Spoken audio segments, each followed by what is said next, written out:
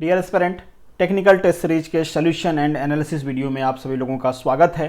हो सकता है आपने टेस्ट को अपीयर किया हो, ये भी पॉसिबिलिटी है कि आपने अपीयर नहीं किया है। बहुत ज़्यादा लोगों ने अपीयर किया नहीं है टेस्ट को, 200 के आसपास लोगों ने अपीयर किया है। हो सकता है आप में से काफ़ी सारे लोग हैं जिनकी अभी प्रिपरेशन स्टार्ट ही नहीं हुई हो। काफ़ी सारे लोग ऐसे भी हो सकते हैं जिनका कोई और एक्सक्यूज़ है कि ये नहीं हो पाया, वो नहीं हो पाया।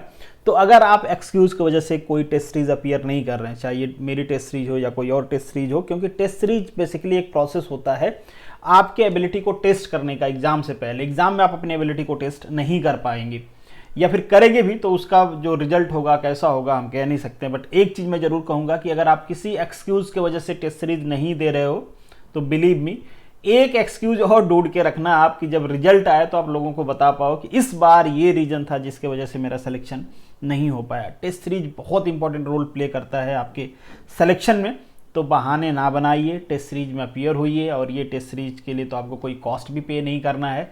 कॉस्ट पे नहीं करना है इसका मतलब कि नहीं चले गए मुंह उठा के और जय माता जी करके आ गए, ऐसा नहीं करना है। सीरियसली प्रिपरेशन करके जब तक टेस्ट सीरीज नहीं दोगे उसका कोई मतलब नहीं है, उससे अच्छा कि ना ही दो। अगर चैनल पे आपने पहली बार दर्शन दिया है तो सब्सक्राइब कर सकते हो आपको ऐसी यूजफुल वीडियो यहाँ पे मिलती रहेगी। बहुत सारे वीडियो ऑलरेडीज हैं, उनको भी आप फॉलो कर सकते हो। वीडियो के पीडीएफ के लिए आपको ज्वाइन करना है @मनु एकेडमी टेलीग्राम पे, और @मनु एकेडमी ऑफिशियल आप ज्वाइन कर सकते हो आपस में डिस्कशन के लिए, डाउट डिस्कशन के लिए, जो भी चीज़ें हैं। चलिए बढ़ते हैं आगे। सबसे पहले बात कर लेते हैं उन कैंडिडेट्स की जिनका फ्यूचर मतलब आप कह सकते हो ब्राइट है, जो अच्छा परफॉर्म कर रहे हैं और जो किसी एक दो सब्जेक्ट में अच्छा परफॉर्म करते हैं, मतलब वो मेहनती हैं, आगे भी अच्छा करते रहेंगे, उनसे यही उम्मीद किया जाता है। और ये मैं एज्यूम करके चल रहा हूँ कि यहाँ पे जितने लोगों ने टेस्ट दिया है वो चीटिंग नहीं किए होंगे, मतलब सेल्फ ऑनेस्ट होकर खुद को टेस्ट करने के लिए दिया होगा। यहाँ पे आपका नेगेटिव मार्किंग तो मैंने लिखा हुआ था, बट नेगेटिव मार्किंग यहाँ पे इंक्लूड नहीं है। आपके जो मार्क्स हैं वो विदाउट नेगेटिव मार्किंग के यहाँ पे डिस्प्ले किए गए हैं, या फिर आपको भी जो मार्क्स नज़र आ रहा होगा वो विदाउट नेगेटिव मार्किंग होता है, वो सब आप अपने आपस में कर लेना। बट हम उम्मीद करते हैं कि ये जो नाम यहाँ पे नए नए जुड़ रहे हैं ये लोग अच्छा करेंगे, एग्जाम में भी अच्छा करेंगे, यहाँ पे भी अच्छा कर रहे हैं। यहाँ पे आप टाइम देख पाओगे, हालांकि हाफ एन आवर का टाइम था यहाँ पे, तो आपको 9:30 या उससे पहले सबमिट करना था। कुछ लोग डिले भी सबमिट किए हैं, बट ठीक है, आप टाइम से करते तो ज़्यादा अच्छा रहता। यहाँ पे आप एवरेज देख पाओगे, जो एवरेज है आपका वो 14.75 तक है। तो ये तो एवरेज, अगर इतना मार्क्स आप ले रहे हो तो आप एवरेज कैंडिडेट हो। एवरेज कैंडिडेट का सिलेक्शन नहीं होता है, बिलीव मी, आपको एवरेज से कहीं ज़्यादा स्कोर करना पड़ेगा। इसीलिए मैं एक और चार्ट बनाता हूँ यहाँ पे। तो अगर आप इस रेंज में हो तो बहुत अच्छा, आप एकदम से भाई एक्स्ट्राऑर्डिनरी हो। अगर आपने सारे अपने से अटेम्प्ट किए हैं, जय माता जी वाले नहीं हैं, तो बहुत अच्छा आपने किया है। और ये बेसिकली मैंने मेंशन किया है। तो मैं मानता हूँ कि जो कैंडिडेट वेरी गुड या गुड के कैटेगरी में आते हैं उनको थोड़ी मेहनत करने की ज़रूरत है। जो थोड़ा सा वेरी गुड के कैटेगरी में आते हैं उनको बस पॉलिश करने की ज़रूरत है। जो एक्सेलेंट हैं मेरी उम्मीद होती है कि उनका सिलेक्शन होगा। जो एक्स्ट्राऑर्डिनरी है मेरी उम्मीद होती है कि उनका रैंक आएगा। अगेन ये मेरी उम्मीद है, और उम्मीद के साथ साथ आपकी मेहनत। अगर आप मेहनत नहीं करोगे तो एक्स्ट्राऑर्डिनरी से एवरेज में भी आ सकते हो, और मेहनत करोगे तो एवरेज से एक्स्ट्राऑर्डिनरी में भी जा सकते हो। ये तो रही ज्ञान भरी बातें। बाकी थोड़ी सी मैं डिटेल आपको दे देता हूँ। ये जब मैं मॉर्निंग में पीपीटी बनाता हूँ जनरली में, तो उस टाइम पे 193 थे। अब चूँकि मैं लेक्चर रिकॉर्ड कर रहा हूँ, अभी तक कुछ कैंडिडेट बढ़ गए होंगे, ठीक है। तो ये कुछ डिटेल है। गर्ल्स काफ़ी कम देते हैं, इसीलिए आप देखते हो जीपीएससी में एक भी गर्ल्स का सिलेक्शन नहीं हुआ था। टोटल 150 के अराउंड सीट्स थी, बट एक भी गर्ल्स नहीं थी। एमबीआई और एएमबीआई की बात करें, दूसरे एग्जाम्स में भी थोड़ा सा प्रॉब्लम होता है। गर्ल्स एक तो मैकेनिकल में कम है, मैकेनिकल ऑटोमोबाइल में कम होती हैं, जो होती हैं उनकी भी परफॉर्मेंस, जिनकी परफॉर्मेंस ठीक रहती है उनका सिलेक्शन तो हो ही जाता है। तो गर्ल्स के लिए एक बेटर अपॉर्चुनिटी है, अगर आपने मैकेनिकल से किया है तो उसको यूटिलाइज करें आप। कैटेगरी वाइज डिटेल देख सकते हो, इसके डिस्कशन की जरूरत नहीं है, आप देख पाओगे। बाकी आप किस एग्जाम की प्रिपरेशन कर रहे हो, तो मैक्सिमम लोग आप 93% कहाँ के हैं, जीपीएससी के हैं। इसीलिए जीपीएससी का मुझे ज़्यादा आइडिया होता है कि कितने बच्चे हैं, कैसे परफॉर्म कर रहे हैं, क्या कट ऑफ जा सकता है, क्वेश्चन का जो लेवल आया है उसके हिसाब से आप कितना अच्छा परफॉर्म कर पाओगे। ये आइडिया इसीलिए होता है क्योंकि जीपीएससी के बच्चे ज़्यादा कॉन्टैक्ट में रहते हैं। चलिए, फर्स्ट क्वेश्चन है आपका, विच of the following is the basic law of mechanics. Mechanics का बेसिक लॉ क्या है? बेसिकली मैकेनिक्स जो सब्जेक्ट है उसमें हम एनालाइज क्या करते हैं, किसी भी बॉडी का मोशन, उसकी एनर्जी, उसका मोमेंटम, यही सब एनालाइज करते हैं। और बेसिक जो लॉज है जिसे पूरा मैकेनिक्स का बेस हम कहते हैं वो है न्यूटन्स लॉ ऑफ मोशन। बाकी जो लॉज हैं मैकेनिक्स जिसमें आता है नियरली सारे जो हैं वो इसके डेरिवेटिव हैं, डायरेक्टली और इनडायरेक्टली। तो यहाँ पे ऑप्शन हो गया आपका ए, मैक्सिमम लोगों ने सही किया है, बट स्टिल और भी लोगों को सही करना चाहिए था। ये कूलिंग वूलिंग वाले कौन है, कहाँ से आए हैं, मुझे समझ में नहीं आ रहा है। मतलब विस्कोसिटी वाले कहाँ से आए, मतलब ऑप्शन भी ऐसा था कि आप जज कर सकते हो ऑप्शन के हिसाब से भी। तो इसमें लोग कूलिंग घुसा दे रहे हैं, मतलब क्या ही कहें इनको, मतलब ऐसे महान लोग कहाँ से आते हैं, हालांकि बहुत कम है। खैर, नेक्स्ट जो क्वेश्चन है आपका, विच of the following is the unit of force. Force की यूनिट क्या, कई बार आपके एग्जाम में इस टाइप की चीजें पूछी जाती हैं, आपके यूनिट टेस्ट किया जाता है। इस टाइप का क्वेश्चन डालने का मतलब ये नहीं कि आसान क्वेश्चन है, किसी भी चीज की, किसी भी क्वांटिटी की, फिजिकल क्वांटिटी की आपसे यूनिट पूछते हैं, यूनिट कन्वर्जन भी पूछते हैं। तो यहाँ पे आपको फोर्स की यूनिट पूछा गया है, आपको पता है कोई भी फॉर्मूला आपको पता हो फोर्स का, यूनिट सेम ही आने वाली, टेंशन वाली बात नहीं है। सबसे बेसिक फॉर्मूला क्या है, मास इंटू एक्सेलरेशन, मास की यूनिट होती है KG, acceleration metre per second square होता है। तो ये हो गई, इसे हम क्या कहते हैं, न्यूटन कहते हैं, ठीक है। ये कैसी यूनिट है, एसआई यूनिट है, ठीक है। इसी तरीके से और भी सारी यूनिट होती हैं, जैसे एसआई को हम एमकेएस भी कहते हैं, मतलब चीज एक ही है, नाम अलग अलग है ना। जैसे आपका कोई बिलव्ड है तो आप उसको जानू, सोना, डार्लिंग इस नाम से बुलाते हो, क्यों बुलाते हो भाई, मतलब चीज तो वही है बट नॉमेनक्लेचर अलग है। वैसे ही यहाँ पे चीज एक ही होती है, क्वांटिटी एक ही होती है, बस नॉमेनक्लेचर अलग होता है। बट यहाँ पे जो नॉमेनक्लेचर होता है वो मजे के लिए नहीं होता है, उसकी इंपॉर्टेंस होती है, आपको समझ के रखना है। जैसे केजीएफ, कभी कभी कन्वर्जन भी पूछता है, केजीएफ यूनिट होती है 9.8 न्यूटन होते हैं इसके वैल्यू, डाइन भी होती है 10⁻⁵ न्यूटन होता है। मतलब इस तरीके से जो यूनिट्स होती हैं आपको ध्यान रखना है, मे भी पूछा जा सकता है। चलिए, क्वेश्चन नंबर 3 है आपका, consider the following statement about the force. ठीक है, फोर्स के बारे में पहला है, थोड़ा सा गूगल फॉर्म ऐसा है इसलिए मुझे लगता है कि हो सकता है जो लोग पहली बार दे रहा हूँ उनको थोड़ा बहुत कन्फ्यूजन हो जाए, बट यहाँ पे मैं कोशिश करता हूँ कि स्टेटमेंट 1 2 3 करके लिखूँ, जो लोग पहले से दे रहा हूँ उनको आइडिया होगा। बताया गया है क्या कि magnitude of the force, point of the application of the force, direction of the application of the force, which of the above statement correctly define the characteristic of the force। मतलब force के characteristic, force का nature कह सकते हो आप, behaviour कह सकते हो ना। जैसे आप 3-4 दोस्तों के साथ बात कर रहे हो, मतलब एक दोस्त आपका कोई यहां से चला आ रहा है और आपने इसको देख के कह दिया कि आ गया चूतिया, ठीक है, जैसे ही आपने ये वर्ड यूज किया, मतलब ये सब क्या होंगे, पूरा जो मतलब इसका गुड़ अवगुड़ है ना, इनके मन में ऑटोमेटिकली भरत मिलाप करने लगेगा ना, कि मतलब जैसा आपने नाम लिया उसके हिसाब से ये कैसा होगा, ठीक है। और वहीं पे आपका दोस्त जब क्लोज आया तो जो आपने यूज किया था वही वर्ड ये आपके लिए भी यूज कर दे, तो मतलब एक्शन एंड रिएक्शन दोनों इक्वल हो जाएंगे, ठीक है। तो इन शॉर्ट क्या है कि वो चीजें जिससे आप किसी चीज को जज करते हो वो बेसिकली क्या कहलाता है, उसका कैरेक्टरिस्टिक कहलाता है, ठीक है। तो फोर्स की कैरेक्टरिस्टिक की बात कर रहे हैं। फोर्स कैसी है, एक वेक्टर क्वांटिटी है, दैट्स मीन कि हमको क्या चाहिए, उसका मैग्नीट्यूड चाहिए। भाई मैग्नीट्यूड पता रहेगा तभी तो पता चलेगा यार कितना फोर्स है, क्या कर सकता है, उसके पास कितना पावर, कितना कैपेसिटी है, ये सब कैसे पता चलता है, मतलब कितना मैग्नीट्यूड है। दूसरा हमको चाहिए पॉइंट ऑफ एप्लीकेशन, ठीक है, बिल्कुल चाहिए कि किस पॉइंट पे लग रहा है ना, किस पॉइंट पे लग रहा है, कितने स्पेस में लग रहा है, ये सारी चीजें चाहिए, तभी तो हमको पता चलेगा कि उसका आउटकम क्या आने वाला है, ठीक है। डायरेक्शन तो डेफिनेटली चाहिए ताकि हम आउटकम को प्रेडिक्ट कर पाएं, जिस डायरेक्शन में लग रहा है। मान लीजिए किसी बॉडी पे लग रहा है, ये मान लीजिए कोई बॉडी इस डायरेक्शन में लग रहा है तो हम प्रेडिक्ट करेंगे इधर जाएगी, और मान लीजिए ऐसे लग रहा है तो क्या थोड़ा सा ऊपर जाएगी, थोड़ा सा आगे जाएगी, इस तरीके से प्रेडिक्शन आप कर सकते हो। तो ये बेसिकली वो चीजें हैं जो आपके फोर्स को जज कर रही हैं, आपके फोर्स को, नेचर को बता रही हैं, ठीक है। तो यही तो कैरेक्टरिस्टिक कहलाएंगी, ठीक है। तो ऑप्शन क्या हो जाएगा यहाँ पे, ऑल हो जाएगा। मैक्सिमम लोगों ने ऑल किया भी है, बाकी लोगों को भी करना चाहिए था, क्यों गलत किया है पता नहीं। क्वेश्चन नंबर 4 है आपका, consider the following statement about the force equilibrium. Force अगर इक्विलिब्रियम में है तो उसके रिगार्डिंग बोला गया आपसे, they are equal in magnitude. बिल्कुल भाई, मैग्नीट्यूड में इक्वल रहेगा तभी एक दूसरे को बैलेंस कर पाएगा, अगर मैग्नीट्यूड में इक्वल नहीं रहेगा तो कैसे बैलेंस करेगा, नहीं। तो पहला तो ऑप्शन सही है आपका, मैग्नीट्यूड में इक्वल होना चाहिए। They act at the 180 degree, देखो ये अपोजिट भी कह सकते हैं या 180 डिग्री भी कह सकते हैं ना, मतलब एक इधर एक्ट कर रहा है, एक इधर एक्ट कर रहा है, ठीक है, तो बैलेंस कर देंगे आपको। दे आर कोलिनियर, ठीक है, बिल्कुल कोलिनियर आपको नजर आ रहे हैं, कैसे होंगे, कोलिनियर होंगे, मतलब एक लाइन में होंगे। परपेंडिकुलर वाला तो ऑप्शन ऐसे ही गलत है भाई, या तो 180 लगेगा या तो परपेंडिकुलर लगेगा, तो ऑप्शन तो वैसे ही गया हुआ है। तो ऑप्शन हो जाएगा आपका 1 2 एंड 3। आसान क्वेश्चन है ये सब। क्वेश्चन नंबर 5 है, विच of the following is correct for elastic collision.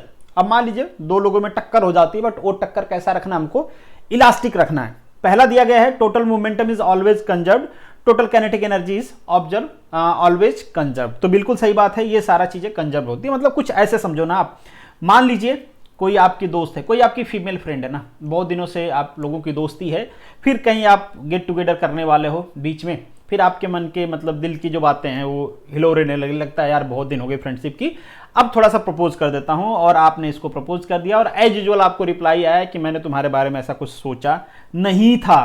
फिर क्या होगा भाई, टेंशन बढ़ेगा, आप इधर आ जाओगे, इधर आ जाओगे। कोई लॉस हुआ? कोई लॉस हुआ नहीं हुआ। आपके पॉकेट में जितना पैसे थे उतना ही है, बिल्कुल उतना ही है। जिस डायरेक्शन से आप आए थे उसी डायरेक्शन से निकल लिया अपोजिट, मतलब जिस स्पीड से आए थे उसी स्पीड से भाग लिए। मैडम भी जिस स्पीड से आए थे उसी स्पीड से भाग ली। इस टाइप के कोलिजन को क्या कहते हैं हम? इलास्टिक कोलिजन कहते हैं ना। मतलब बॉडी आपस में चिपकी भी नहीं। अगर इन इलास्टिक कोलिजन हो जाएगा तो क्या हो जाएगा, लॉसेस भी होगा ना, लॉसेस भी होगा और बॉडी एक दूसरे में मिल भी जाएगी। मगर इन इलास्टिक में मिला नहीं भाई, क्या हो गया, सेपरेशन हो गया। तो इस तरीके से इन इलास्टिक जो कोलिजन होता है, इलास्टिक जो कोलिजन होता है उसमें मोमेंटम भी कंजर्व रहता है और काइनेटिक एनर्जी भी कंजर्व रहती है। तो ऑप्शन हो जाएगा आपका यहाँ पे बी। क्वेश्चन नंबर 6 है, विच of the following is not conservative force. पहले आप ये जान लो कंजर्वेटिव फोर्स क्या होता है। तो कंजर्वेटिव फोर्स में जो टोटल वर्क डन होता है that is independent of the path. जो पाथ जिस मतलब वर्क इज इक्वल टू होता क्या है, वर्क इज इक्वल टू होता है फोर्स इनटू डिस्प्लेसमेंट। डिस्प्लेसमेंट क्या होगा, कोई पाथ पे ही हो रहा होगा, किसी डायरेक्शन में ही हो रहा है, कहीं पे ट्रेवल हो रहा होगा, तो ये जिस पाथ से ट्रेवल कर रहा है उससे इंडिपेंडेंट होता है टोटल वर्क, तो उसे हम कहते हैं कंजर्वेटिव फोर्स। तो ये सारे क्या है, कंजर्वेटिव। तो इसको कुछ इस तरीके से भी समझिए। मान लीजिए कहीं पे कोई बॉडी इधर स्लाइड कर रही है, ठीक है, तो यहाँ से यहाँ तक स्लाइड किया, जितना आपको स्लाइड करने के लिए फोर्स लगाना पड़ा है, या फिर नीचे से ऊपर कर लो, अगर ऊपर से नीचे आने में फोर्स आपको लग रहा है कि नहीं लगाना पड़ेगा तो नीचे से ऊपर मान लीजिए करना पड़ा, ठीक है, तो आपने जितना फोर्स लगाया वो फोर्स। और मान लीजिए कि यही वाला जो है, यही वाला है, ये वाला इस तरीके से कर दिया, अब ये वाले पास से जाना है तो आपको ज़्यादा काम करना पड़ेगा कि कम, आपको समझ में आ रहा होगा, ज़्यादा करना पड़ेगा। क्यों? क्योंकि नीचे एक फ्रिक्शन है, ठीक है। तो फ्रिक्शन इस बात पे डिपेंड करता है कि आप कौन सा पाथ फॉलो कर रहे हो, ठीक है। तो जो चीज़ डिपेंड करता है वो नॉन कंजर्वेटिव में आता है, जो डिपेंड नहीं करता है वो कंजर्वेटिव में आता है। और किसी भी क्लोज साइकिल के लिए, किसी भी क्लोज लूप के लिए जो टोटल वर्क डन होता है कंजर्वेटिव फोर्स के लिए वो 0 होता है, ठीक है। क्वेश्चन नंबर 7 है, विच of the following does not effect the friction force. इनमें से कौन सा फ्रिक्शन फोर्स को इफेक्ट नहीं करेगा। 60% लोग करना चाहिए था, 90% लोग। बहुत आसान सा क्वेश्चन है फ्रिक्शन का। Area of the contact. भाई फ्रिक्शन फोर्स इक्वल टू क्या होता है, मान लीजिए ये हमने लिख दिया, फ्रिक्शन फोर्स इक्वल टू होता है म्यू इंटू एन। एन क्या है, नॉर्मल है या रिएक्शन है, वॉट एवर दैट, ठीक है। एन क्या है, नॉर्मल है, रिएक्शन है, फोर्स है एक, ठीक है। इसका तो नेचर से कुछ लेना देना है नहीं। म्यू बचा, म्यू किन चीजों पे डिपेंड करेगा भाई, म्यू डिपेंड करता है नेचर ऑफ द सरफेस, मतलब सरफेस कैसा है, रफ है, स्मूथ है, ज्यादा स्मूथ है, ज्यादा रफ है, उन चीजों पे डिपेंड करता है, मतलब उसका नेचर कैसा है, ठीक है। तो रिएक्शन फोर्स पे डिपेंड करता है, ये एन क्या है, रिएक्शन फोर्स है। Force responsible for the motion, definitely कोई बॉडी मान लीजिए इसको मूव करा रही है तो उस समय पे क्या करेगा, उस पर भी डिपेंड करेगा। आपने पढ़ा होगा स्टैटिक फ्रिक्शन, डायनामिक फ्रिक्शन, ठीक है। नेचर ऑफ द सरफेस बिल्कुल डिपेंड करता है क्योंकि म्यू डिपेंड करता है उस पर। तो एरिया ऑफ कॉन्टैक्ट यहाँ पे कहीं पे रोल में नहीं है, एरिया ऑफ कॉन्टैक्ट पे डिपेंड नहीं करता है, ये हम थियोरेटिकली पढ़ते हैं।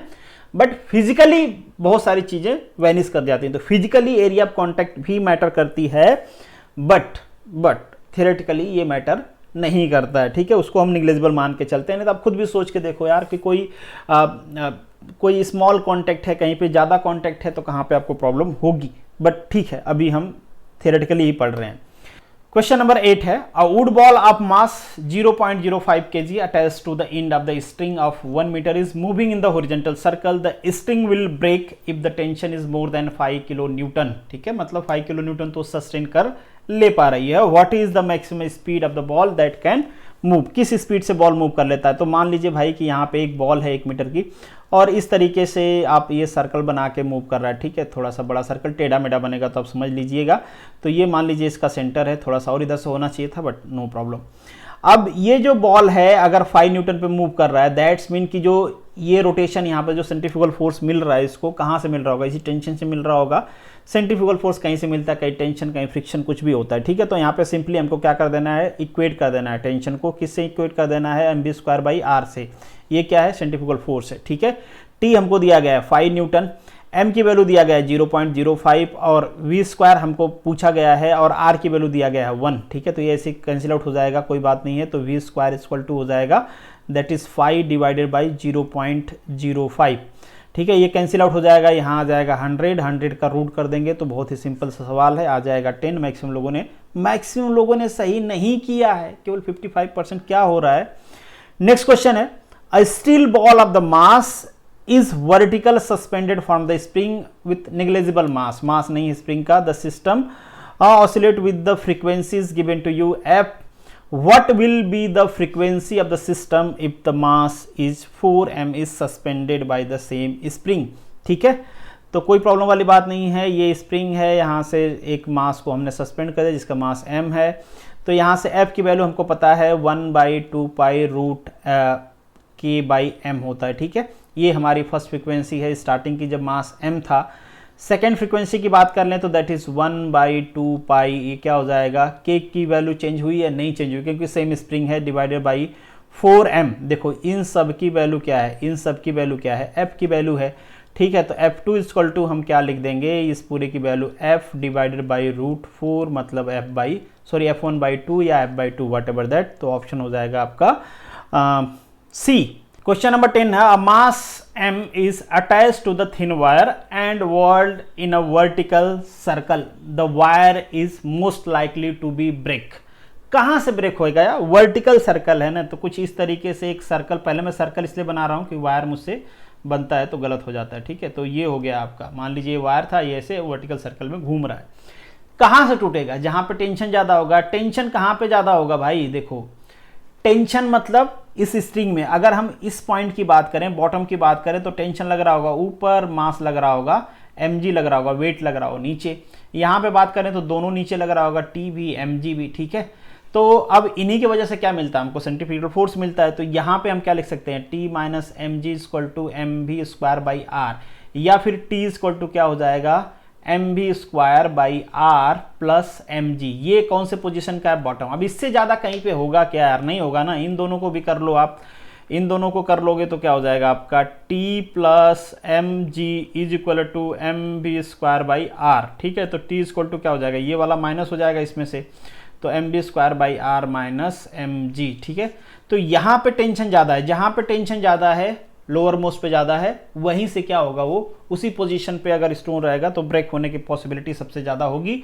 और अगर ब्रेक होता भी है तो यहीं से होगा। अब आप घुमा के देखने मत लग जाना। ठीक है, घुमा के देखने लग जाओगे, आप कहोगे कि नहीं हमारा वाला तो ऊपर था या नीचे था, वहाँ से टूट गया। हाँ, वो टूट सकता है, उसका रीजन है भाई। अरे यार, यहाँ पे स्ट्रिंग लगी है, string is the mechanical things. ठीक है, अब ऐसा तो नहीं कि तुरंत टूट जाएगा एकदम खटाक, ऐसा थोड़ा नहीं होगा, टूटते टूटते टूटेगी ना। अब मान लीजिए यहाँ से थोड़ा सा ब्रेक हुआ, तब तक आपका सिस्टम ऊपर निकल गया, फिर यहाँ तक सस्टेन कर लिया, फिर 2 धागा निकला, फिर 2 धागा, तो अब किस पोजीशन पे टूटेगी, that is the different thing. But सबसे ज्यादा टेंशन, सबसे ज्यादा प्रोबेबिलिटी यहाँ पे होगा। ठीक है, ये बात समझ में आ गई ना। तो practical is the different, theory is the totally different. चलिए नेक्स्ट क्वेश्चन है आपका, average velocity of the particle executing SHM in 1 complete vibration. तो आपसे कहा गया है 1 कंप्लीट वाइब्रेशन, क्या बोला गया है, वेलोसिटी, एवरेज वेलोसिटी पूछा गया। भाई ऑब्वियसली 0 होगा ना। अब डिस्प्लेसमेंट 0 हो गया अम्मा, तो वेलोसिटी भी तो 0 होगी। Very simple is that. अगर डिस्प्लेसमेंट रहेगा नहीं तो वेलोसिटी फिर कहां से आएगी भाई। क्वेश्चन नंबर 12 है, यहां पे आपको एक फोर्स दिया गया है, एक्स डायरेक्शन में फोर्स एक्ट हो रहा है, where x is the metre, work done by the force moving from the particle 0 to 1। अब इससे आसान क्वेश्चन तो का ही हो सकता है। F is equal to W equal to क्या होता है, एफ डी एक्स। आप कहोगे कि डी एक्स कहाँ लिखे भैया, F इंटू एक्स होता है, तो हम F इंटू एक्स लिख लो यार। मगर यहाँ पे आप देखो एक इंटरवल दिया गया है, तो क्या छोटा छोटा इंटरवल निकाल के जोड़ोगे। अरे जोड़ने के लिए यही तो इंटीग्रेशन आया है मेरे भाई, तो इंटीग्रेशन कर देते हैं ना। तो W इक्वल टू क्या हो जाएगा, W इक्वल टू हो जाएगा एफ डी एक्स। मतलब हमने एक छोटा छोटा इंटरवल बना लिया और उसको जोड़ दिया, जोड़ने के लिए लगा दिया इंटीग्रेशन। ठीक है, तो f की वैल्यू आपको दिया गया है, that is 10 plus 20x dx, और लिमिट दिया गया है 0 to 1। इंटीग्रेशन क्या हो जाएगा, that is 10x plus 20, sorry ये 2 नहीं है भैया, 20 है, 20x स्क्वायर बाई 2, ये दे दिया गया आपका 0 से 1। ठीक है, तो 1 रखेंगे तो ये 10 हो जाएगा। लोअर लिमिट के लिए तो सारा 0 हो जाएगा, अपर लिमिट ये 1, ये अगेन 20/2 10, तो टोटल हो गया आपका 20। 80% लोगों ने सही किया है, ये देख के अच्छा लगा। नेक्स्ट क्वेश्चन है आपका, which is not a type of simple machine. इनमें से कौन सा सिंपल मशीन नहीं है। सिंपल मशीन क्या होती है, मतलब वो मशीन जिसमें मान लीजिए एक आध मूविंग पार्ट हो, 1-2 हो, या फिर ना हो तो बहुत अच्छी बात है, मतलब प्योर टाइप को उसको सिंपल मशीन कहेंगे। अगर है भी तो कोई 1-2 पार्ट हो, अगर बहुत ज्यादा हो जाएंगे तो कॉम्प्लिकेटेड मशीन हो जाएगी ना यार, मतलब उसमें ढेर सारे लिंक, ढेर सारी जगह ढेर सारे लिंक्स के पोजीशन फिक्स, ढेर सारे मैकेनिज्म जनरेट हो रहे हैं, तो उसको सिंपल मशीन थोड़ी नहीं कहेंगे। सिंपल मशीन बहुत टाइम से हम यूज़ करते हुए आ रहे हैं, जैसे पुली है, कुएं से पानी निकालते थे, वे लकड़ी काटते थे टांगा से, इससे भी पेड़ पौधे काटने के लिए यूज करते थे। Spring is not a simple machine, ठीक है, स्प्रिंग एक सिंपल मशीन नहीं है, ठीक है, क्योंकि स्प्रिंग का तो हल्का पुर्जा मूविंग है, ठीक है, तो ये एक सिंपल मशीन नहीं है। नेक्स्ट क्वेश्चन है आपका, which of this is not a example of ways, मतलब इसमें से कौन सा एग्जाम्पल नहीं है। स्टेयर्स, आप कहोगे कि नहीं स्टेयर्स तो दिखता है सेम, हाँ देखो यहाँ पे तो ऐसा ही दिख रहा है, यहाँ पे तो ऐसा, बेसिकली एक ट्रायंगल शेप होता है, उसी को तो हम वेज कहते हैं। जैसे ये दिख रहा है, तो देखो पर्पज का यहाँ पे डिफरेंस है, ये भी कुछ ऐसा ही शेप है, बट इसका पर्पज, ये एक इंक्लाइंड प्लेन है, कोई चीज आप इसके ऊपर चढ़ाने के लिए, आसानी से कोई चीज उतारने के लिए इसका यूज करते हो ना, मतलब इस वेज का आप यूज कर रहे हो, बट आप चढ़ने के लिए सोचो, देखो इस वेज का कोई यूज नहीं है, नहीं इसका शेप दूसरा कर लो, स्टेयर मना कर देगी क्या, मतलब पर्पज नहीं है उसका, कुछ वैसा डिजाइन आपने बनाया है अच्छा लगने के लिए, बट वो कोई आपका काम, आपके वर्क को सिंप्लीफाई नहीं कर रहा है। तो जो चीज आपके काम को सिंप्लीफाई नहीं करता है उससे हमको कोई मतलब होता नहीं है, तो इसलिए ये वाला जो वेज है वो काम का नहीं है, वो डिजाइन है न कि पर्पज है, ठीक है। ये कुल्हाड़ी तो आपको पता ही है, ये लकड़ी का है, हालांकि आप कुल्हाड़ी भी आपने देखा होगा, तो ऑप्शन है यहाँ पे आपका सी, डी। क्वेश्चन नंबर 15 है, fulcrum is the of lever, मतलब फिक्स पार्ट होता है ना, कुछ इस तरीके से देखा होगा आपने बचपन में, अभी भी जाते होगे तो बैठ जाते होगे, बचपन याद आता होगा, कुछ इस तरीके से हमारे पास कुछ डंडे उंटे भी हुआ करते थे, तो कोई ऊंची जगह पे रख के दोनों साइड बैठ के एंजॉय करते थे, तो वही वाली चीज़ है, ठीक है। तो ये बीच में जो फिक्स है ना, इसी को हम कहते हैं फल्क्रम, ठीक है, यहाँ पे नजर आ रहा है ना ये वाला पोर्शन। नेक्स्ट क्वेश्चन है आपका, Dhawal need to split a log, what simple machine would help him, क्या करेगी, वेज करेगी। अभी तो लकड़ी वाली चीज़ हमने देखी है ना, यहाँ पे भी देखो कुछ इस तरीके से वेज लगाया हुआ है और किसी चीज़ को आप स्प्लिट कर सकते हो। A moving block of mass m collide with the another stationary block of mass 5m दिया गया है, the lighter block come to the rest after the collision when the initial velocity of the lighter block is v, then the value of coefficient of resuscitation, मान लीजिए आप किसी से मिलने जा रहे हो और टक्कर लगने के बाद आप रुक जाते हो, मतलब टक्कर ही ऐसा होता है, रुक जाते हो, इसके बाद वो भाई साहब निकल लेते हैं आपसे मिलके, तो पूछा गया है कि इनके बीच का जो वेलोसिटी ऑफ, जो कोफिशिएंट ऑफ रेस्टिट्यूशन है वो बताइए। तो E इक्वल टू होता है velocity of separation divided by velocity of approach, ये सभी को पता होगा, बहुत आसान सी चीज़ है।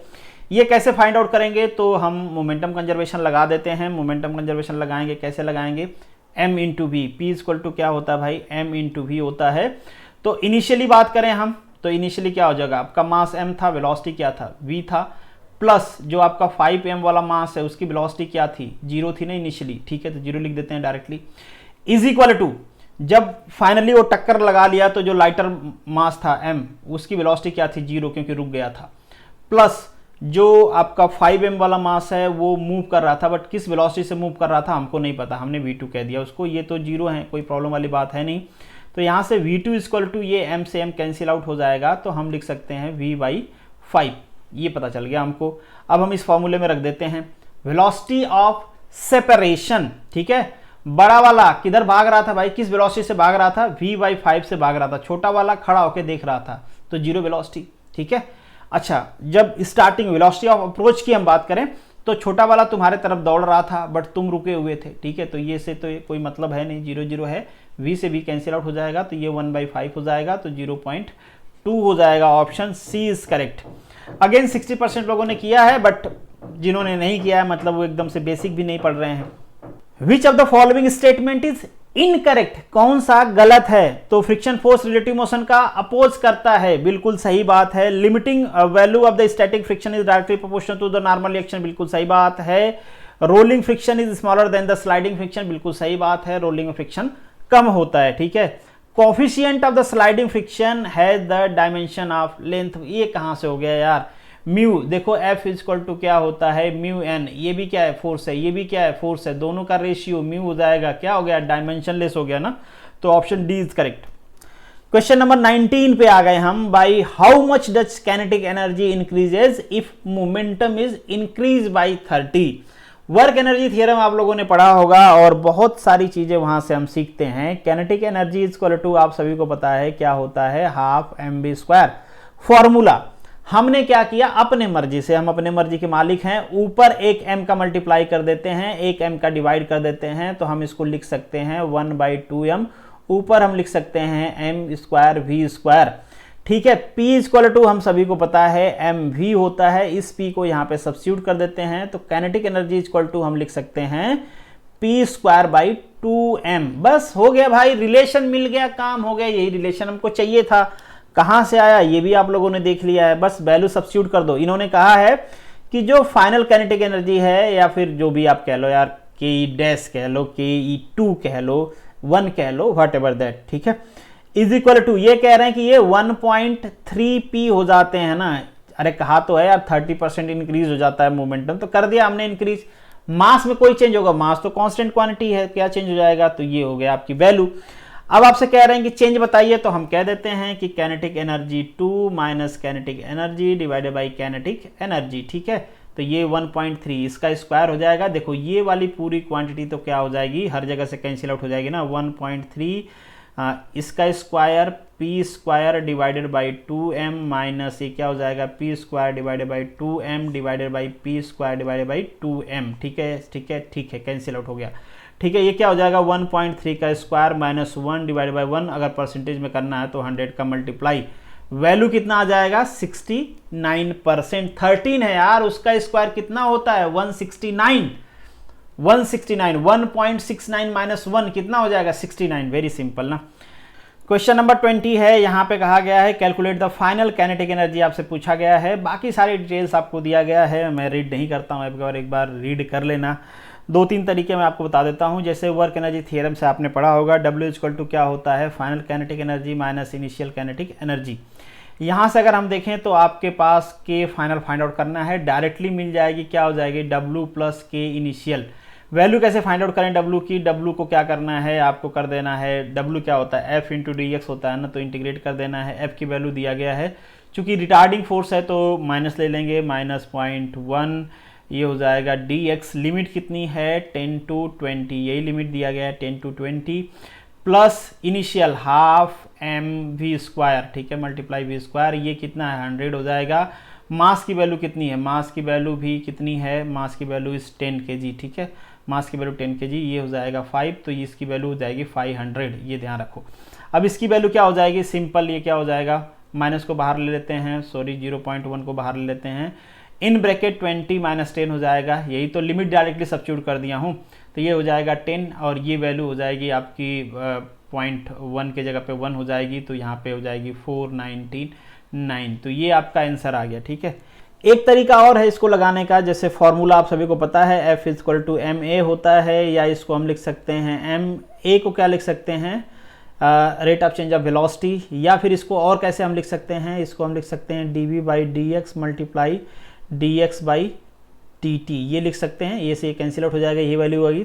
तो इसको हम ऐसे भी लिख सकते हैं ना, देखो इसको हमने क्या लिख दिया, v लिख दिया, तो हम लिख सकते हैं mv dv बाई dx, ये किसकी वैल्यू है हमारे पास, f की वैल्यू है। ठीक है, तो आप चाहो तो अब आप वेरिएबल सेपरेशन लगा सकते हो। f की वैल्यू आपको ऑलरेडी दिया गया है 0.1, ये नीचे आ गया आपका m, और यहाँ पे मल्टीप्लाई हो गया dx equal to v dx, यहाँ पे भी लिमिट लगा लो आप। वेलोसिटी के बारे में दे रखा है, इनिशियल वेलोसिटी 10, फाइनल वेलोसिटी हमको नहीं पता, ये है 10, ये है 20 और ये फोर्स माइनस के साथ है, ये ध्यान रखना। अगेन आपको इसको सॉल्व कर लेना है, यहाँ से v की वैल्यू मिल जाएगी, ये v क्या होगा, फाइनल वेलोसिटी होगी। ये कैसी होगी, फाइनल वेलोसिटी होगी, बस फाइनल वेलोसिटी आपको पता चल गई, मास पहले से पता है, आप mv² कर दोगे, वैल्यू आ जाएगी। नेक्स्ट क्वेश्चन 21 है, what is the average power required to lift the mass of 20 kg to the height of 10 metre in 10 second. ठीक है, पावर चाहिए आपको, कितना पावर, क्या होता है भाई, वर्क पर यूनिट टाइम, यही तो पावर होता है। P इक्वल टू क्या होता है, work per unit time. Work क्या होता है, F इंटू एक्स होता है। ठीक है, F इंटू एक्स, एक्स यहाँ पे डिस्प्लेसमेंट है, या F इंटू डी आप कह सकते हो। ठीक है, F डॉट डी होता है, अगर वेक्टर भाषा में बात करें तो F cos थीटा होता है, या F d cos थीटा होता है, चूंकि सेम है, दोनों पैरेलल हैं, तो समझ गए आप। ठीक है, चलिए, तो यहाँ पे एफ की वैल्यू क्या हो जाएगी, चूंकि मास आपको दिया गया है, आपको ये पता ही है कि एक्सेलरेशन कितना है, ग्रेविटी क्या है, ग्रेविटी के अगेंस्ट में काम करना पड़ेगा आपको ना। ऊपर उठाओगे किसी चीज़ को, ग्रेविटी नहीं होती, किसी चीज़ पे काम करना पड़ता नहीं भाई, ऐसे टच कर देते उठ जाता, उड़ता रहता। जहाँ पे ग्रेविटी नहीं है वहाँ पे क्या रहेगा, लोग उड़ते रहेंगे, ठीक है। तो ये कितना हो जाएगा, mgh हो जाएगा। तो ये 20 मल्टीप्लाई 10 मल्टीप्लाई ये 10 मीटर हाइट डिवाइडेड बाई 10, तो ये कैंसिल आउट हो जाएगा, तो 2000 आपका आंसर हो जाएगा। नेक्स्ट क्वेश्चन है आपका, two springs of the spring constant is given to you 300 and the 3000 and 1000 respectively are stretch with the same force से स्ट्रेच किया जा रहा है। They will have the potential energy in the ratio of, तो same force से किया जा रहा है। पोटेंशियल एनर्जी क्या होती है, पोटेंशियल एनर्जी होती है हाफ के डेल्टा एक्स का स्क्वायर, ठीक है। तो ये किसका है, सेम फोर्स लग रहा है दोनों पे, ये इसका हो जाएगा, एक का के की वैल्यू ये दिया गया है, और हम पोटेंशियल एनर्जी P1 की बात कर लेते हैं। इसी तरीके से हम P2 की बात करेंगे, तो यहाँ पे ऐसे लिख देते हैं। P2 की बात करेंगे तो हाफ K2 और डेल्टा x2 स्क्वायर, ठीक है। अब हमको रेशियो फाइंड आउट करना है, तो कर लेते हैं। ये हो जाएगा P2 डिवाइडेड बाई P1, ये देखो ये से ये तो कैंसिल आउट हो जाएगा, हाफ से हाफ कैंसिल आउट हो जाएगा। ये ऊपर क्या बच जाएगा, K2 delta x2 square divided by K1 delta x1 square, ये वैल्यू बच गई ना। अब हमको क्या फाइंड आउट करना है भाई, हमको ये फाइंड आउट करना है कि इन दोनों का रेशियो क्या होगा। एक कंडीशन और दिया गया है कि सेम फोर्स लगाया जा रहा है, तो F इक्वल टू क्या होता है, K1 x1 होता है। इसी तरीके से हम इसके इक्वल टू कह सकते हैं, क्या हो जाएगा दूसरे स्प्रिंग के लिए K2 x2 हो जाएगा। Very simple is that. तो यहाँ पे हम वैल्यू सब्स्टिट्यूट कर सकते हैं, तो यहाँ से हमको मिल जाएगा क्या, K1 by K2 equal to x2 by x1, ऊपर x2 है ना, ठीक है, स्क्वायर कर देते हैं इसका। तो ये क्या हो जाएगा आपका x2 स्क्वायर करेंगे डिवाइडेड बाई x1 स्क्वायर करेंगे, इज इक्वल टू हमको क्या लिखना पड़ेगा, K1 square divided by K2 square, ठीक है, K1 square by K2 square. तो वैल्यू यहाँ पर रख देते हैं। यहाँ पे देखो आप क्या दिया गया है, that is K2 divided by K1 multiply, ये हम x2 बाई x1 स्क्वायर की वैल्यू सब्स्टिट्यूट कर दें, तो स्क्वायर की वैल्यू यहाँ पे क्या है, that is K1 square divided by K2 square, ठीक है। तो एक K1 से एक K1 कैंसिल आउट हो जाएगा, बट एक K1 ऊपर बच जाएगा, तो और नीचे क्या बचेगा आपका, K2 से K2 कैंसिल आउट हो जाएगा, तो नीचे K2 बच जाएगा। दैट्स मीन K1 की वैल्यू कितनी है, 1000 है, डिवाइडेड बाई K2 की वैल्यू कितनी है, 3000 है। इसका आंसर क्या हो जाएगा, दैट इज 1:3 हो जाएगा। तो ऑप्शन यहाँ पे गलत दे दिया है मैंने, तो ये ऑप्शन नहीं होगा, ऑप्शन होगा आपका बी, दैट इज 1:3।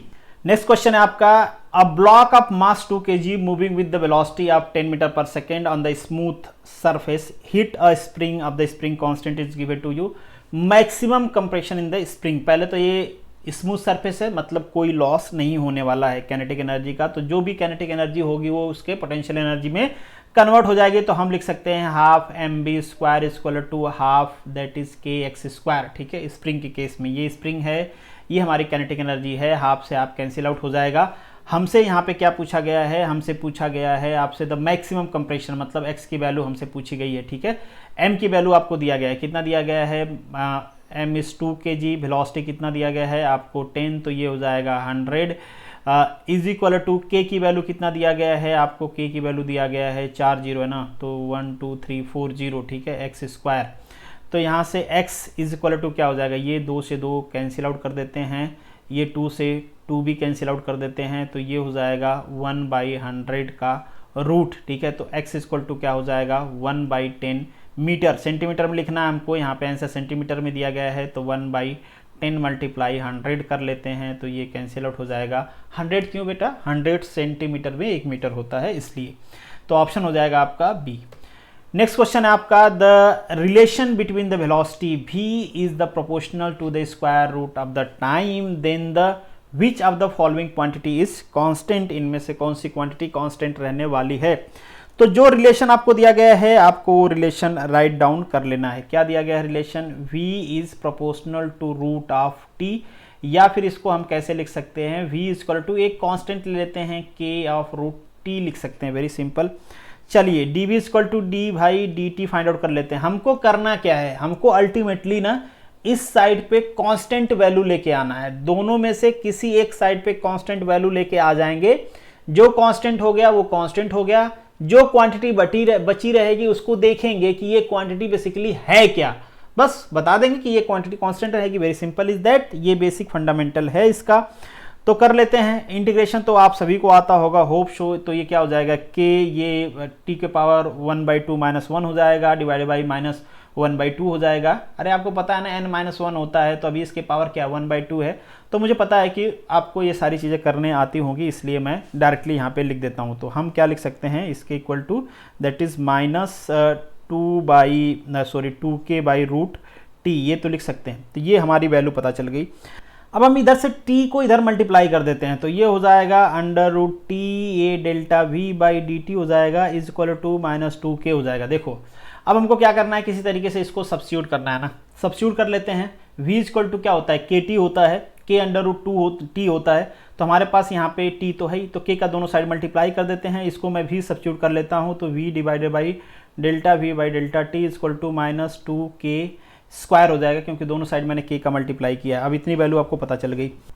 अब इसको थोड़ा सा और सिंप्लीफाई करो आप, तो ऐसे भी लिख सकते हो, डेल बाई डेल टी, इधर v स्क्वायर लिख देते हैं, v स्क्वायर इधर 1/2 लिख देते हैं, इस 1 को इधर ले आया है मैंने, तो ये -k स्क्वायर हो जाएगा। अब देखो इसमें m का मल्टीप्लाई कर दोगे, m तो कांस्टेंट रहने वाला है, तो ये चेंज इन काइनेटिक एनर्जी आपको नजर आ रहा है, क्योंकि m तो क्या है कांस्टेंट है, इसलिए बाहर आ जाएगा। तो इधर m का मल्टीप्लाई कर दिया हमने, इधर भी m का मल्टीप्लाई कर दिया, तो ये m के स्क्वायर है, कांस्टेंट क्वांटिटी है। इधर क्या आ गया, इधर है चेंज इन काइनेटिक एनर्जी, इसलिए एनर्जी क्या होगी इसकी कांस्टेंट रहेगी। तो ऑप्शन डी क्या हो जाएगा आपका, करेक्ट हो जाएगा। नेक्स्ट क्वेश्चन है, the point through which the whole weight of the body is act, तो कौन सा पॉइंट होता है, सेंटर ऑफ ग्रेविटी, जहां से जो पूरा हमारा वेट होता है किसी भी बॉडी का वो एक्ट करता है। बहुत सिंपल क्वेश्चन था, इसलिए सभी लोगों ने सही किया। If the material has uniform density through out the body, the position of the centroid and the centre of mass will coincide ना, ये जैसे है आपका, तो ठीक है ये कोई बॉडी है, अब इसका सेंट्रॉयड जो आप कह सकते हो सेंटर ऑफ एरिया होता है, ठीक है ये हो गया। मान लीजिए अब यूनिफॉर्मली डिस्ट्रीब्यूटेड डेंसिटी है, तो क्या होगा, दोनों कोइंसाइड हो जाएंगे कि जो मास है उसका सेंटर कहाँ पे आएगा, वो भी यहीं पे आएगा, तो आइडेंटिकल होता है। क्वेश्चन नंबर 27 है, अगेन ढेर सारे स्टेटमेंट्स आपको यहाँ पे दिए गए हैं, हम 1 बाई 1 करके रीड करते हैं। पहले कहा गया है कि centre of mass of the body always coincide with the centre of gravity, ऐसा सही नहीं है, क्योंकि सेंटर ऑफ ग्रेविटी जो वेट पे डिपेंड करती है, वेट मतलब होता है mass into the acceleration due to the gravity. अगर बहुत बड़ी बॉडी है तो उसके ग्रेविटी मतलब एक्सेलरेशन में चेंजेज आ सकते हैं, जी की वैल्यू चेंज हो सकती है, तो उस केस में जो ग्रेविटी की वैल्यू है वो भी चेंज है। छोटी बॉडी के लिए ये बिल्कुल सही बात है, बट यहाँ पे ऑलवेज वर्ड यूज किया गया है, इसलिए हम इसको नहीं कंसीडर करेंगे। सेकेंड जो ऑप्शन है, centre of the mass of the body is the point, centre of मास जो होता है जहाँ पे ग्रेविटेशनल टॉर्क मतलब जो ग्रेविटेशनल फोर्स और टॉर्क क्या F इंटू आर हो जाएगा, तो वो तो ऑलवेज सेम ही रहेगा, तभी तो उसको बैलेंस करेगा, अदरवाइज तो क्या करेगा, वो रोटेट होता रहेगा, तो फिर काहे का सेंटर ऑफ मास, ठीक है, रोटेट नहीं होगा, तभी तो उसको सेंटर ऑफ मास कहते हैं। ठीक है, चलिए 3 क्या है, a couple on the body produce both the, translation नहीं भाई, केवल रोटेशन प्रोड्यूस करेगा, तो ट्रांसलेशन नहीं होगा, तो ये वाला ऑप्शन आपका 3 वाला गलत हो गया। Mechanical advantage greater than 1 means the small effort can the greater output, ठीक है, तो ये बात बिल्कुल सही है आपकी। तो आपकी जो जो फोर्थ ऑप्शन है वो सही है, और जो आपका सेकेंड ऑप्शन है ये सही है, ये वाला आपका गलत है, तो ऑप्शन आपका हो जाएगा सी। क्वेश्चन नंबर 28 है, if the particle is moving in uniform circular motion, अगर यूनिफॉर्म सर्कुलर मोशन में है तो क्या होगा, इस स्पीड इज कांस्टेंट, स्पीड मतलब हम मैग्नीट्यूड की बात कर रहे हैं, डायरेक्शन की बात नहीं कर रहे हैं, मतलब वो कांस्टेंट रहेगा। अगर यूनिफॉर्म है तो कांस्टेंट ही रहेगा ना यार, ठीक है, मतलब सेम टाइम में सेम डिस्प्लेसमेंट हो रहा है, एंगुलर डिस्प्लेसमेंट, ठीक है। There is no tangential acceleration, वहाँ पे कोई टेंजेंशियल एक्सेलरेशन नहीं होगा, तो बिल्कुल सही बात है, वहाँ पे कोई टेंजेंशियल एक्सेलरेशन नहीं होगा, केवल एंगुलर एक्सेलरेशन होगा। Acceleration is the vector quantity, आप सभी को पता है, मैग्नीट्यूड के साथ डायरेक्शन भी चाहिए, और एंगुलर में मैग्नीट्यूड के साथ डायरेक्शन चेंज हो रहा है, मैग्नीट्यूड भले कांस्टेंट है बट डायरेक्शन चेंज हो रहा है, इसलिए एक्सेलरेशन आ जाएगा। Velocity is changing at the every instant, velocity change हो रही है हर इंस्टेंट पे, ये भी बिल्कुल सही बात है। मैग्नीट्यूड भले सेम है बट डायरेक्शन चेंज हो रहा है, वेलोसिटी आ जाएगी, ठीक है। मैग्नीट्यूड कांस्टेंट रहेगा, चूंकि वेलोसिटी की वेक्टर क्वांटिटी है, इसलिए डायरेक्शन चेंज की वजह से वहां पे वेलोसिटी कंटिन्यूसली चेंज होती रहेगी हर इंस्टेंट पे, हर एक पॉइंट पे, तो ऑप्शन 4 इज करेक्ट। और मैंने डिटेल में सर्कुलर मोशन को डिस्कस किया हुआ है, वीडियो आपके इसके लिंक में मिल जाएगी, मैकेनिक्स की मैराथन क्लास मिल जाएगी, आप दोनों देख पाओगे। चलिए नेक्स्ट क्वेश्चन है आपका, what will be the velocity vector of the particle moving in the circular describing equal angle in equal time. What will be the velocity vector. Velocity vector मतलब velocity क्या होगा, उसका डायरेक्शन ही तो change हो रहा होगा। बाकी इन्होंने तो कह दिया ना कि यूनिफॉर्म है, क्योंकि इक्वल टाइम में इक्वल एंगुलर डिस्प्लेसमेंट हो रहा है, मतलब यूनिफॉर्म मोशन है, तो क्या होगा, चेंज इन डायरेक्शन होगा, डायरेक्शन ही उसका चेंज हो रहा होगा। तो ऑप्शन हो जाएगा आपका यहाँ पे सी। क्वेश्चन नंबर 30 है, a body move with the constant speed along a circle. इससे पहले भी हमने जो यूनिफॉर्म स्पीड से मूव कर रहा है उसकी बात करें, जिसमें टेंजेंशियल एक्सेलरेशन क्या हो जाएगा, 0 हो जाएगा आपका, वेलोसिटी का केवल डायरेक्शन चेंज हो रहा होगा, और नो रिजल्टेंट डिस्प्लेसमेंट, कोई रिजल्टेंट डिस्प्लेसमेंट नहीं होगा, इसलिए वहाँ पे वर्क डन भी नहीं होगा। तो ऑप्शन क्या हो जाएगा आपका ऑप्शन हो जाएगा ए। तो इसी के साथ इस वीडियो को खत्म करते हैं। This is the end of this video. Hope so कि ये वीडियो आपका हेल्प करेगी, तो आप अपने जैसे और भी एस्पिरेंट्स को जोड़िए इसमें, ज़्यादा लोग जुड़ेंगे, ज़्यादा हमको आइडिया होगा कि किस लेवल का कंपटीशन हो रहा है और लोग सीखेंगे। चलिए मिलेंगे नेक्स्ट वीडियो में, तब तक के लिए all the best, good luck.